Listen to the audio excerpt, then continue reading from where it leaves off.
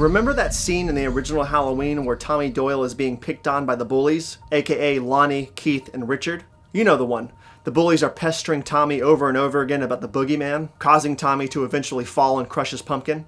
Little bastards. But anyways, when the bullies disperse, we see little Richie running out of the school and right into the clutches of the Shape himself. Michael seems to almost animalistically grab hold of him, and then slowly releases him, as if remembering this is a little kid and not one of his potential victims.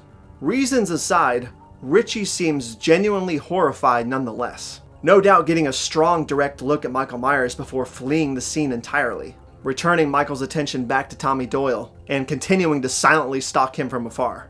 But in regard to the Richie meeting Michael thing, I think there's an interesting story concept that could come out of that very brief encounter.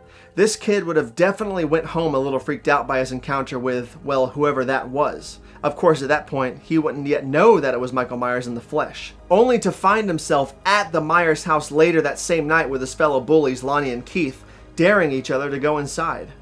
He would no doubt find out the next day being November 1st, of course, after the babysitter murders and after the rampage at the hospital, that Michael Myers had indeed returned to Haddonfield, with the Shape being visually described on the news and in the newspapers as a young man with a slim build wearing mechanics coveralls and a white mask, effectively matching the visual description of the guy he met outside the school just one day prior. White mask, coveralls, slim build, same guy.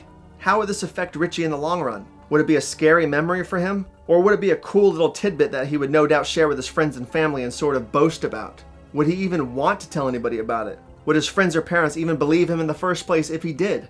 Would he have told Tommy Doyle about it at school the next week or so and they would have had some kind of bonding experience? Who knows? But I can tell you this. If there was one person in town that Richie could talk to about it, it would be Tommy Doyle. I mean, Richie and his friends did warn Tommy that the boogeyman was coming. And unfortunately for Tommy and a slew of murdered townsfolk, they were right. So, what do you think about this idea?